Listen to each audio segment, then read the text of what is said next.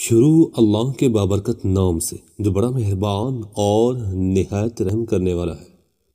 حضرت عبداللہ بن ابی عبداللہ بن حبار بن اسود رضی اللہ عنہ اپنے والد سے اور ان کے دادا سے بیان کرتے ہیں کہ انہوں نے اپنی بیٹی کی شادی کی۔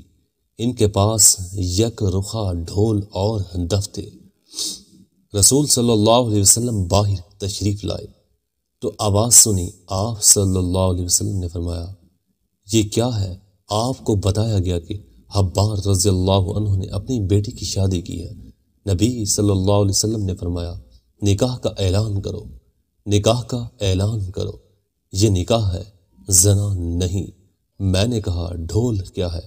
انہوں نے کہا بڑا طبلہ اور ارابل کا مطلب جھانجھ، دف وغیرہ۔ مزید ایسی اچھی ویڈیوز دیکھنے کے لیے ہمارے چینل کو سبسکرائب لازمی کیجیے گا۔